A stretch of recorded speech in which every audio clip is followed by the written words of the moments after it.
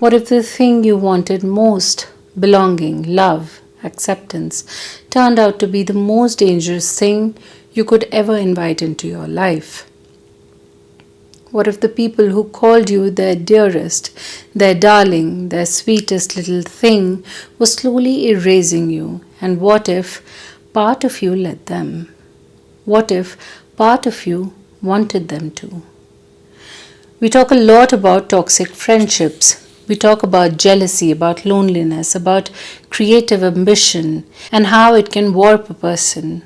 But what happens when all of those things, the desire to belong, the rot of loneliness, the violence of creative obsession collapse into each other so completely that you can't tell where reality ends and fantasy begins?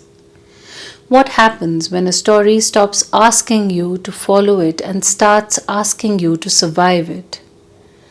What if your longing for connection was the very door through which something monstrous walked in?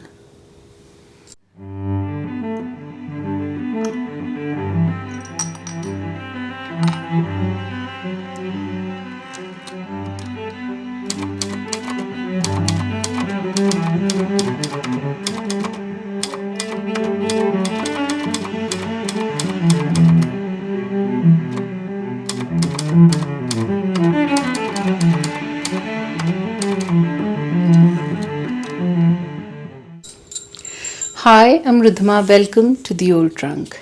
Today we're talking about Bunny, published in 2019 by Mona Awad, a Canadian author who has made a career out of writing fiction that is quietly, disturbingly preoccupied with female bodies, female desire, female loneliness, and what women do to each other when the social stakes get high enough. We're going to a place that is part campus novel, part fairy tale nightmare, part psychological horror, so settle in. This one demands your full attention. And I think the first thing you need to know about this book before we even get into what it is about, Bunny is not a book that rewards impatience. It is a book that rewards surrender. If you approach it expecting clarity, expecting a plot that follows the normal rules of cause and effect, expecting characters who behave like recognizable human beings, you will be confused, possibly frustrated, possibly delighted in your confusion. That is by design. Every sentence of weirdness is intentional. Every moment of disorientation is earned. So let me set the stage. The novel is set primarily at a fictional New England MFA program called Warren University. And if you have ever spent time in or around literary academia, you will feel the texture of this world immediately. It is a world of workshops and craft discussions, of visiting writers and competitive anxiety, of pretension worn so heavily it becomes almost a second skin. It is a world that is deeply familiar to a certain kind of reader, and Awad uses that familiarity as a knife. Let me tell you what Bunny is about, and let me be honest with you from the start. Summarizing this book without spoiling it is a genuinely difficult task, because the plot is not really the point. The experience is the point, but I'm going to try. Our protagonist is Samantha Mackey, Sam, a scholarship student in her second year of a prestigious MFA creative writing program. She is broke, she is isolated, she is outsider coded in every possible way. She does not come from money. She does not come from the right literary families. Her aesthetic is dark, strange, unsettling, and her workshop peers do not quite know what to make of her. But the most defining feature of Sam's social reality at Warren is this: she is not a bunny. The Bunnies are a clique of 4 MFA students: Caroline, Eleanor, Kira, and Victoria. who move through the university like a single organism. They dress alike, they speak alike, they finish each other's sentences. They address each other with a relentless stream of cutesy, saccharine nicknames. Bunny, always Bunny. And they perform a femininity so exaggerated, so theatrical, that it has tipped somewhere well past normal into something deeply unsettling. Sam watches them from the outside, with contempt, yes, but also with something much more complicated, something that looks a lot like longing. Her only social anchor at Warren is Ava, a fellow outsider, a girl with dark humor and sharper edges, who has been her closest friend through the isolation of the first year. Together, Sam and Ava have bonded over their shared disdain for the bunnies and everything they represent. And then an invitation arrives. Sam is invited to one of the bunnies' infamous smut salons, and she goes. And that decision, that one small act of crossing the threshold, sets everything in motion. What happens at the salons, what the bunnies are actually doing in those sessions, what Sam begins to participate in, I will not tell you. But I will say this: it goes places. It goes places that are mythic, grotesque, funny, heartbreaking, and genuinely terrifying sometimes simultaneously. The plot isn't a road you travel. It's a fever you catch. What I can tell you is that the book operates on at least two levels at once the entire time. There is the surface level, a story about a lonely young woman getting drawn into a dangerous social world. And then there is the deeper level, which is about creativity, about desire, about what we conjure when we are desperate enough, and about the violence that lives inside the act of making something from nothing. The novel has a fairy tale logic to it, not in a cozy once upon a time way, more in the old sense of fairy tales, before they were sanitized, in the grim sense, in the sense of beautiful things with teeth, magic that costs something, transformation that is terrifying precisely because it works. As Sam gets closer to the bunnies, as the lines between her world and theirs begin to blur, as Ava starts to recede and the bunny world starts to expand and fill the available space, the narrative starts to do something unusual. It starts to feel unreliable. It starts to ask you, what is real here? What is Sam actually experiencing? And what is she constructing? And more importantly, does the distinction matter? And here is the thing about that question. Awad never fully resolves it for you, which I know can frustrate certain readers. But I would argue that the unresolved tension is the insight. The book is about the way we make stories out of our pain, our longing, our rage. And stories, by their nature, are not always interested in the truth. There is a love story here too, or something that wears the shape of a love story. There is loss, there is creation and destruction so entangled you cannot separate them. There is a central question that the book asks, quietly, relentlessly, from its first page to its last. What would you become if you finally got what you wanted? Let me talk about the characters, because in a book as strange and slippery as Bunny, understanding who these people are and what they represent is essential to understanding what the book is doing. Samantha Mackey, Sam, protagonist, narrator, outsider. Sam is one of the most interesting, unreliable narrators I have encountered in recent literary fiction. And she is unreliable not in the obvious, duplicitous way of classic unreliable narrators, but in a more poignant way. She is unreliable because she is in pain, and pain distorts. She watches the world through a lens of loneliness that makes her perceptions sharp but also perhaps selective. We see everything through her eyes, and she is a magnificent observer, witty, cutting, deeply attuned to social performance and pretension. But the book slowly asks us to interrogate that gaze, to wonder what she is not seeing or not allowing herself to see.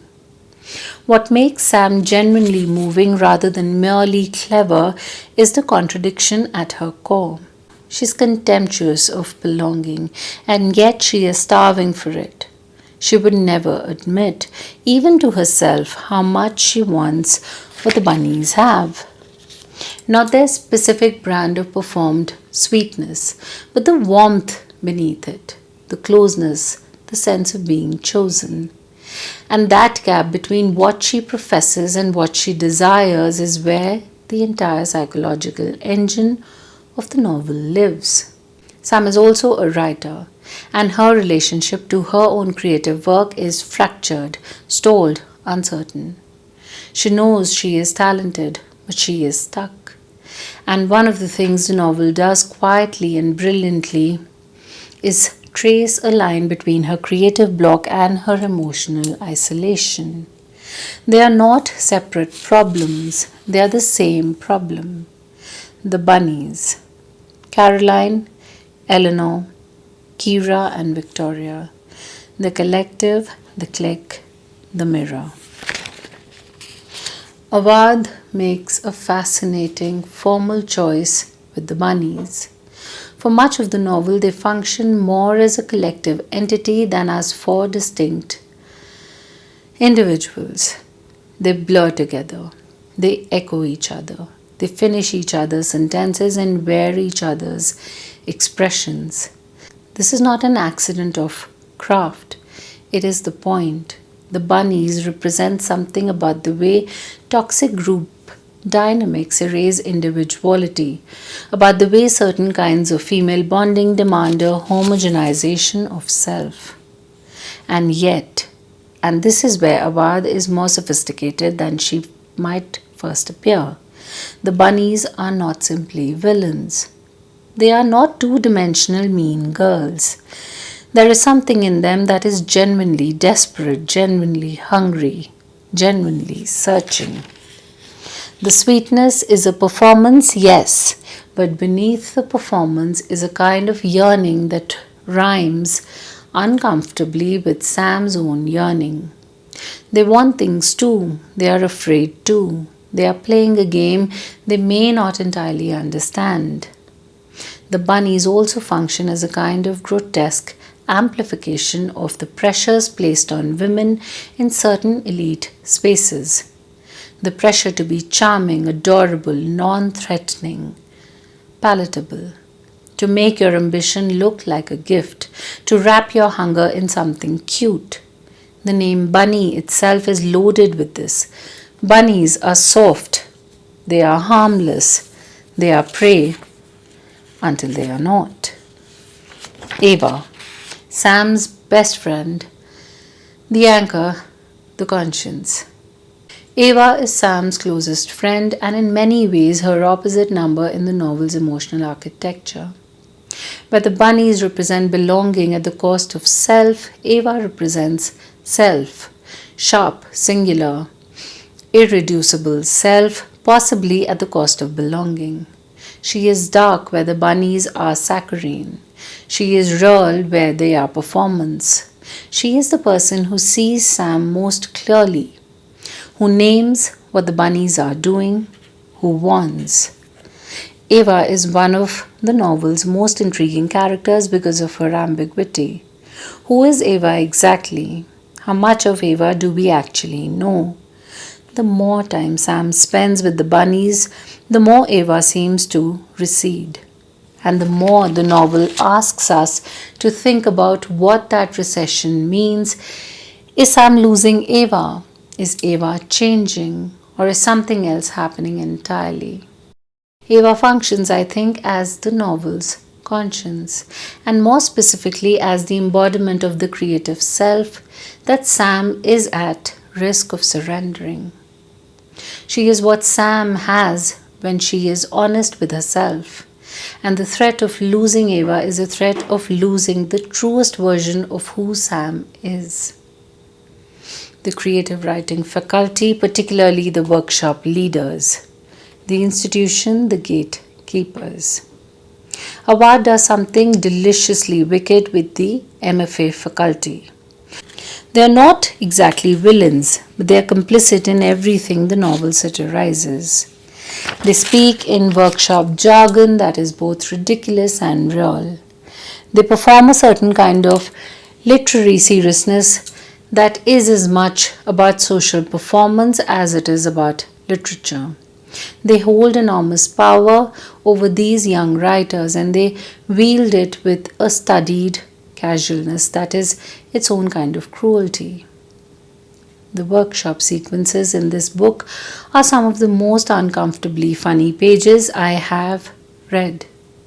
Anyone who has ever been in a creative writing workshop will recognize the specific social horror of having your work discussed by people who may not actually like you. The euphemisms, the coded language, the way criticism is delivered as if it is a gift. Awad skewers all of this, lovingly, precisely, without mercy. Let me spend some time on what I think Bunny is actually exploring beneath all that strangeness. Because this is a book that is rich with thematic layers. The violence of loneliness. This is, at its heart, a book about what loneliness does to a person over time. Not the acute loneliness of a bad week, but the chronic, grinding loneliness of someone who has never quite fit, who has learned to make contempt a shield, who has become so accustomed to the outside that she has forgotten what she was protecting herself from.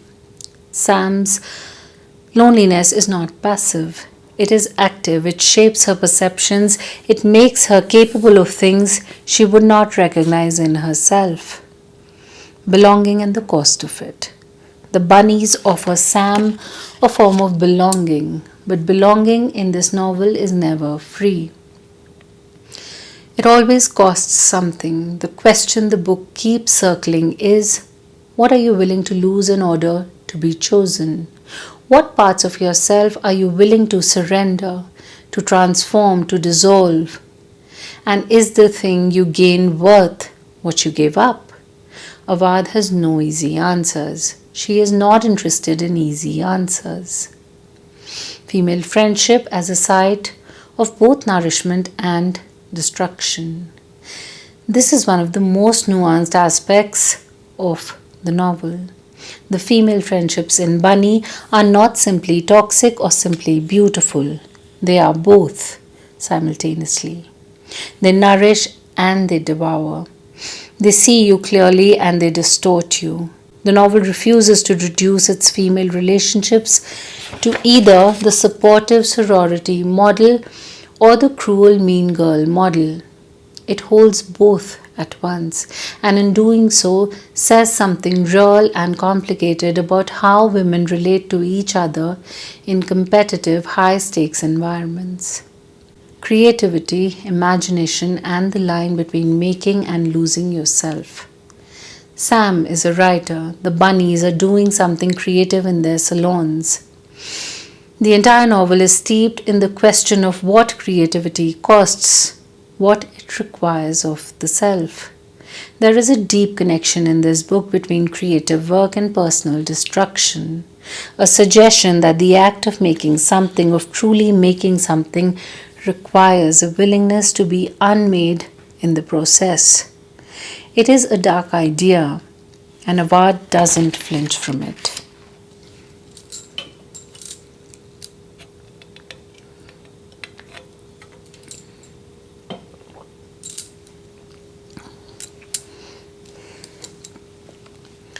Class and institutional power.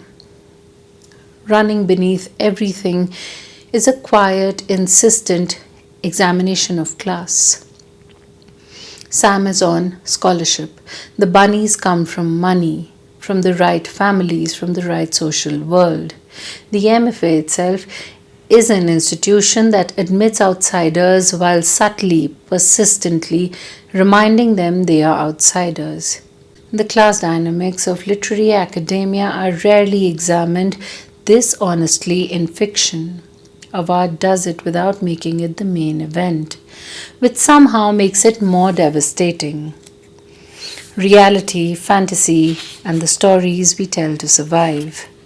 And finally, the novel's most ambitious theme, and the one it handles most daringly. The relationship between reality and the stories we construct about it. Bunny asks whether the narratives are built around our loneliness, our desire, our rage, whether those narratives are coping mechanisms or something more dangerous, whether the imagination that saves us can also, under certain conditions, consume us. Let me talk about the prose because this is genuinely one of the things that makes Bunny an experience rather than merely a story. Mona Awad writes in a way that is simultaneously hyper-literary and hyper-colloquial, which is a much harder trick to pull off than it sounds. Her sentences can be long, lush, almost baroque in their accumulation of detail and sensation, and then they snap into something short, dry, devastating. She has a stand-up comedian sense of rhythm and a poet's obsession with the specific, unexpected word. The voice is everything in this book. Sam's narration is first person and deeply intimate, almost uncomfortably so. She is in our ear from the first page, and her voice is distinctive in a way that very few first person narrators manage to be. She's funny, she is sharp, she is observational in the way that people who have spent a lot of time watching from the outside tend to be. She notices everything, catalogues everything, gives everything a name. But Awad does something subtle and wonderful with that voice. She lets it slip. As the novel progresses and Sam gets pulled deeper into the bunny world, the voice starts to change. Not dramatically, but enough. Certain phrases that belong to the bunny start to appear in Sam's narration. Certain registers bleed into each other. And if you are paying attention, that bleeding is terrifying. Because it is the linguistic equivalent of watching someone lose themselves. Her prose doesn't describe the uncanny, it performs it. The novel is also exceptionally funny, and I think this gets undersold when people discuss it. The workshop satire alone is worth the price of admission. Awad has an exquisite ear for the particular absurdities of literary academic language. The way it inflates, the way it protects, the way it simultaneously means everything and nothing. She's curing something she clearly knows from the inside. And the affection and contempt coexist perfectly. The horror elements, and yes, this is a book with horror elements, are handled through escalation rather than shock. Awad does not reach for jump scare prose. She builds, she accumulates, she layers strangeness on strangeness until you are deep inside something deeply wrong without quite being able to point to the moment it went wrong. That is a much more sophisticated approach to literary horror, and it is far more unsettling. Awad also plays with genre deliberately and joyfully. Bunny quotes, references, and riffs on fairy tale traditions, campus fiction, psychological horror, dark romance, and literary metafiction, sometimes within the same paragraph. It is a book that knows exactly what it is doing with genre, which is to say, it is refusing to be contained by any single one. The pacing is not conventional. The novel moves in waves Intensely immersive stretches followed by moments of dislocation, periods of dark comedy followed by genuine dread. If you are someone who needs a steady, propulsive plot to stay engaged, this may test you. If you are someone who loves prose that rewards close reading, who enjoys sitting inside a distinctive voice, who finds the experience of literary disorientation pleasurable rather than frustrating, you will be in heaven. Okay, my take. What I actually think about this book. I will start here. Bunny is a book that I finished and immediately wanted to talk to someone about. Not because I needed help understanding it, though it certainly invited discussion, but because it had done something to me that I wanted to process out loud. It had gotten under my skin in the best way possible. I think about Sam a lot. I think about her particular brand of defensive contempt, the way she uses her sharp observational wit as a moat, the way she performs not caring while caring enormously. I know people like that. I think I am people like that, sometimes. And one of the best things a novel can do is show you yourself in a character and make you feel both seen and uncomfortable about it. I will be honest, I found the middle section of the novel the most challenging. Not the weirdness, I was here for the weirdness, but there are stretches where the narrative disorientation becomes so thick that forward momentum stalls a little. There are moments where I had to actively recommit to trusting the book, to trusting that the confusion was purposeful and that the payoff was coming. And the payoff did come. The final act of this novel is extraordinary, emotionally, thematically, and in terms of sheer prose intensity. By the end, all the strangeness had crystallized into something that felt both inevitable and genuinely surprising, which is an extremely rare thing for a novel to achieve. What I keep coming back to is the book's central insight about creativity and loneliness. The idea that isolation is not just something that happens to writers, but something that shapes their work, bleeds into it, sometimes poisons it, and sometimes fuels it. There is something in Bunny about the relationship between wound and art that feels uncomfortably true.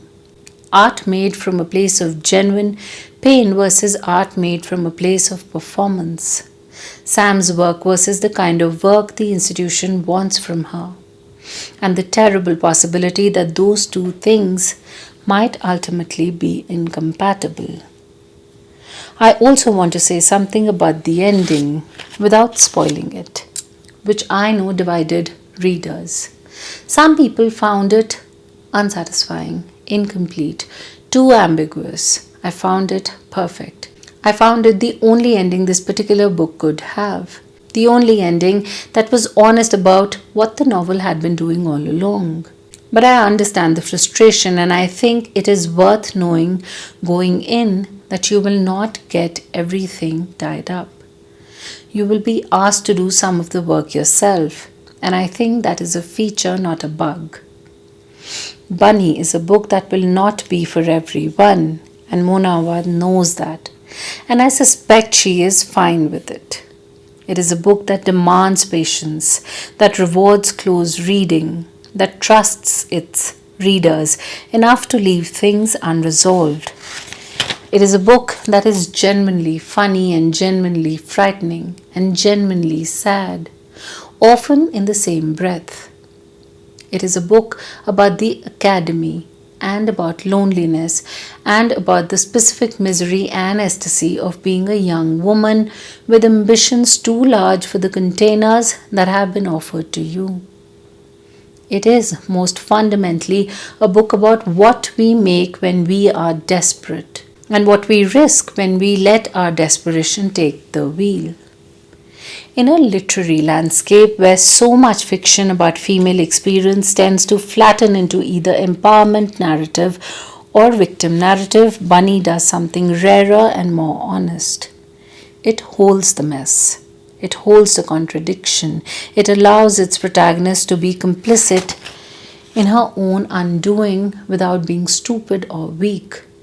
It allows the things she desires to be genuinely desirable without pretending they are safe. It allows the horror to be funny and the comedy to be horrifying. This is a difficult thing to do. Mona Awad does it with extraordinary control and a voice that I'm not going to forget anytime soon. Bunny is a hall of mirrors, and every reflection shows you something true. Let me be specific because I think being specific here is a kindness. Bunny is for you if you love literary fiction that is genuinely unafraid of genre, that makes the tools of horror, of fairy tale, of dark fantasy and uses them in the service of literary ideas rather than treating them as lesser modes. It is for you if you have ever been the outsider at an institution that was technically letting you in while making clear you did not entirely belong. If you have ever used contempt as armor. If you have ever wanted something so badly you were embarrassed by the wanting. It is for fans of authors who are not interested in likable protagonists as much as honest ones, who prioritize psychological truth over narrative comfort, who write about women as full, complicated, sometimes difficult human beings. It is for readers who are comfortable with ambiguity, who do not need every door closed and every question answered. It is for readers who trust the author enough to follow her into strange territory and stay there without a roadmap. It is probably not for you if you need your horror to follow familiar genre conventions, your literary fiction to have clear plot arcs, or your protagonists to be reliably trustworthy narrators. And that is completely valid. But it is worth knowing up front. And if you have ever been in a creative writing workshop and felt like screaming, this book was written for you personally. And you will feel seen in ways that are uncomfortable and wonderful. Alright, that is my full review of Bunny by Mona Awad. Now I want to hear from you if you have read Bunny. What did the ending mean to you?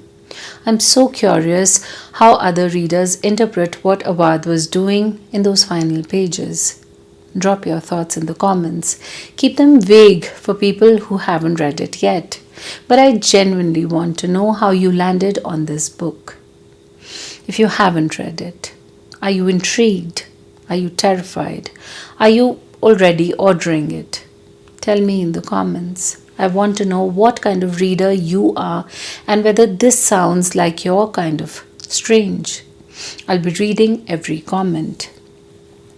If you enjoyed this video, please give it a big thumbs up, subscribe to the channel if you haven't already, and press that bell icon so that you get notified whenever I upload a new video. I'll see you in the next one. Until then, stay happy. Thanks for watching. Lots of love. Bye-bye.